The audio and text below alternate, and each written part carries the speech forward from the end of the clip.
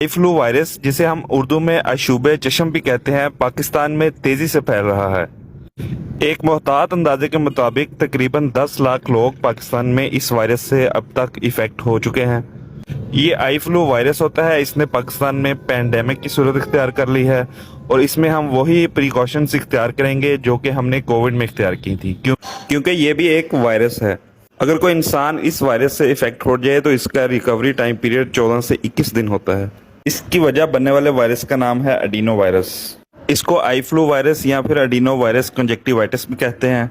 इसमें मुख्तलिफ सिम्टम्स यानी कि अलामात शो होती हैं, जैसा कि इसमें आंखें बहुत सुर्ख हो जाती हैं, हम इसे बीफी रेड आइज कहते हैं, यानी कि गोश्त की तरह सुर्ख। आंखों में बहुत ज्यादा जलन होती है, दर्द होती है, इसके अलावा रड़क पड़ती है, आंखों के पपोटे सूज जाते हैं। ये सब आई फ्लू वायरस की सिम्टम्स हैं। ये हर साल गर्मियों के मौसम में स्टार्ट होता है, लेकिन इस साल इसने पैंडेमिक की सूरत इख्तियार कर ली है। ये कराची से शुरू हुआ है, उसके बाद मुल्तान और फिर पाकिस्तान के दूसरे बड़े शहरों में बहुत तेजी से फैल रहा है।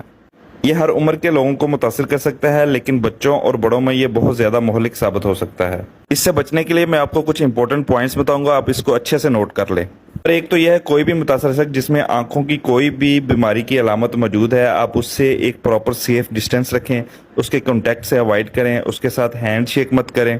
अगर आप में अशूब चश्म या पिंक आई की कोई भी अलामत मौजूद है तो बराह मेहरबानी अपनी आंखों को कम से कम रब करें, क्योंकि जब आप रब करते हैं तो वायरस के फैलने के चांसेस बढ़ जाते हैं।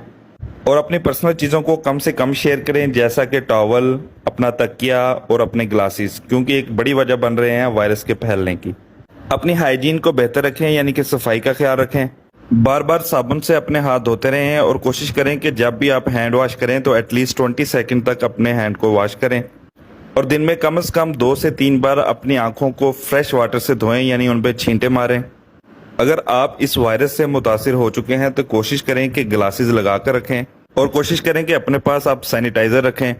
अगर आप इस वायरस से इफेक्टेड हो चुके हैं तो बराह मेहरबानी दूसरों के फायदे के लिए खुद को इनसे अलग कर लें, खुद को क्वारंटीन कर लें कुछ दिनों के लिए। ये कोविड की तरह पास बैठने से नहीं फैलता है, लेकिन ये कॉन्टेक्ट से फैलता है, और खास तौर पर सैनिटाइजर का इस्तेमाल ज्यादा करें। जब किसी शख्स में ये वायरस मुंतकिल होता है तो 2 दिन तक तो कोई अलामतें नहीं आती, बस माइल्ड सी इचिंग होती है, खारिश होती है आंखों में, लेकिन बाकी 8 से 10 दिनों के अंदर अलामतें आना शुरू होती हैं और 10वें दिन तक इसकी मैक्सिमम अलामतें शो हो जाती हैं।